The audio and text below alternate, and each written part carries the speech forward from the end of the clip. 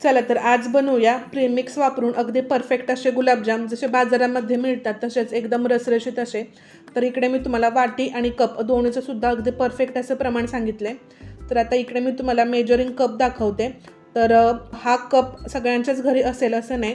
तर ही जी मी तुम्हाला वाटी दाखवते तर प्रत्येकाच्याच घरी अशी वाटी असते. आता या वाटीमध्ये जेव्हा आपण साखर किंवा तांदूळ मोजू तर बरोबर अर्धा पाव एवढं साखर आणि तांदूळ याच्यामध्ये बसतं. तर इकडे मी तुम्हाला वाटी आणि कप दोन्हीचं सुद्धा प्रमाण अगदी बरोबर असं सांगणार आहे. तर त्याच्यामुळे आपले गुलाबजाम अजिबातच चुकणार नाहीत. तर सगळ्यात पहिल्यांदा इकडे आपल्याला साखरेचा पाक तयार करून घ्यायचा आहे. तर इकडे मी एक मोठं पातेलं घेतलं आहे. याच्यामध्ये 1 कप एवढी साखर घेतली. तर आता हीच साखर मी तुम्हाला वाटीने मोजून दाखवते, म्हणजे तुम्हाला वाटीचं सुद्धा प्रमाण बरोबर असं लक्षात येईल.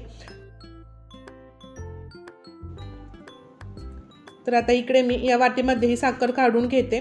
तर इकडे 1 वाटी एवढी साखर बरोबर बसले आणि कपमध्ये अजून थोडीशी साखर शिल्लक राहिली तर ती सुद्धा आपण मोजून घेऊया. तर आता ही जी वाटीतली साखर आहे तर ती मी पातेल्यामध्ये ओतते आणि जे कपमध्ये साखर राहिली तर ती सुद्धा मोजून घेऊया. तर इकडे बरोबर अर्धी वाटी बरोबर साखर याच्यामध्ये ही बसली. 1 कप साखर बरोबर 1.5 वाटी साखर हे प्रमाण आहे. तर आता या गुलाबजामसाठी इकडे आपल्याला 3 कप एवढी साखर वापरायचे. वाटीनं जर मोजली तर बरोबर 4.5 वाटी एवढी साखर ही बसते. आता इकडे मी तुम्हाला व्यवस्थित असं मोजून दाखवलं. तुम्ही व्यवस्थित लक्ष देऊन बघा, म्हणजे तुमच्या लक्षात येईल बरोबर.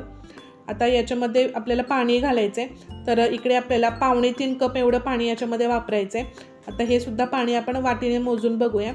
तर 1 कप पाणी ते बरोबर 1.5 वाटी पाणी एवढं बसतं.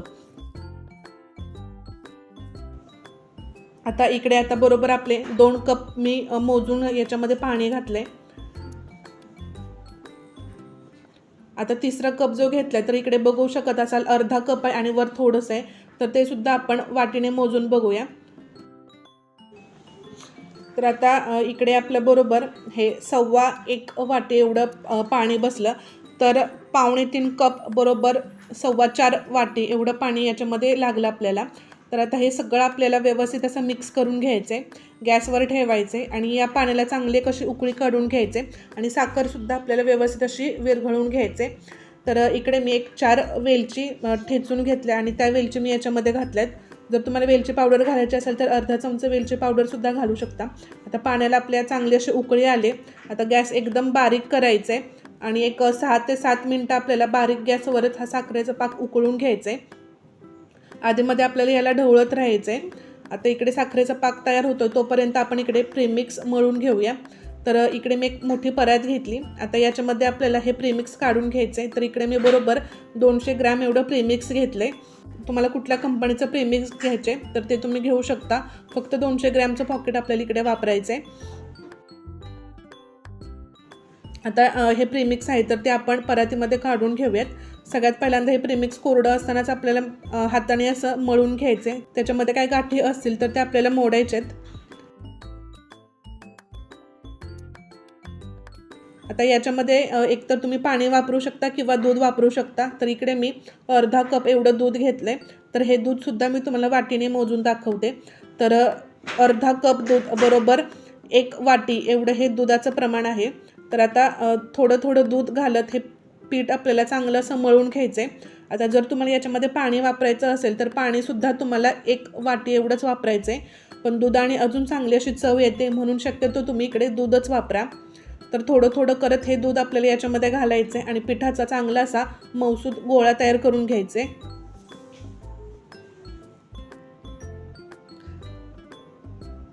तर आता इकडे पिठाचा चांगल्याचा गोळा तयार झाला. जे परातीला थोडंसं पीठ चिटकलंय तर ते सुद्धा आपण चमच्याच्या मदतीने असं काढून घेऊया आणि ते सुद्धा या पिठामध्येच चांगलं असं मळून घेऊया. आता जर तुमच्याकडे वेळ असेल तर तुम्ही एक 10-15 मिनटं हे पीठ मुरायला ठेवलं तरीसुद्धा चालेल. नाही ठेवलं तरीसुद्धा चालतं, काय फरक नाही पडत एवढा. आता फक्त साखरेचा पाक आपण चेक करत तोपर्यंतच हे पीठ मी मुरायला ठेवणार आहे, झाकून ठेवणार आहे. आता आपण इकडे साखरेचा पाक बघूया. बरोबर एक 6 ते 7 मिनटं झालेत उकळतोय ते. तर आता आपण इकडे साखरेचा पाक चेक करूया. इकडे आपल्याला फक्त हाताला पाक हा चिकट जाणवायला पाहिजे. 1 किंवा 2 तारी पाक नाही करायचा. तर व्यवस्थित असा हा चिकट पाक तयार झाला आहे. आता इकडे आपल्याला गॅस बंद करायचा आहे. आता इकडे मी गॅस बंद केला आहे. आता आपण गुलाबजामचे गोळे तयार करून घेऊयात. तर एकदा फक्त 1 मिनिटभर हे पीठ आपल्याला मळून घ्यायचं आहे. आता तुम्हाला हवं त्या साईजमध्ये शेपमध्ये तुम्ही हे गुलाबजाम बनवू शकता. तर इकडे मी गोलच गुलाबजाम बनवणार आहे. आणि हे जे प्रीमिक्स आहे तर ह्या प्रीमिक्सपासून 40 गुलाबजाम तयार होतात. पण आपण किती कमी जास्त गोळा घेतो त्याच्यावर कमी जास्त होतात, एखादा 2 कमी जास्त होतात. पहिल्यांदा हे पीठ चांगलं हातावर गोळा घ्यायचा आणि पीठ चांगलं हातावर असं मळून घ्यायचं आणि चांगला असं त्याचा गोल तयार करून घ्यायचा. अजिबात त्याला क्रॅक्स पडत नाहीत आणि पटपट मळलेसुद्धा जातात. तूपसुद्धा वापरायची गरज नाही इकडे. तर इकडे बरोबर माझे 38 गुलाबजामचे गोळे तयार झाले. बघू शकता एकदम गोल गरगरीत आहेत, कुठेसुद्धा क्रॅक गेलेलं नाही. आता हे गोळे आपल्याला तळायचे आहेत. मध्यम गॅसवर इकडे मी तेल गरम करून घेतलं आहे. आता जो आपल्याला इकडे पाक वापरायचा आहे तर पाकसुद्धा आपला गरमच हवा आहे, एकदमसुद्धा थंड वापरायचा नाही. थंड झाला असेल तर थोडासा गरम केला तरीसुद्धा चालेल. आता इकडे आपण गुलाबजाम तळून घेऊया. तर तेलसुद्धा मध्यम गॅसवर चांगलंसं गरम झालं आहे. आता कढई किती लहान आहे मोठी आहे तर त्याच्याप्रमाणे तुम्ही याच्यामध्ये गुलाबजाम सोडू शकता. आता इकडे मी एक 16 ते 17 गुलाबजाम याच्यामध्ये सोडलेत.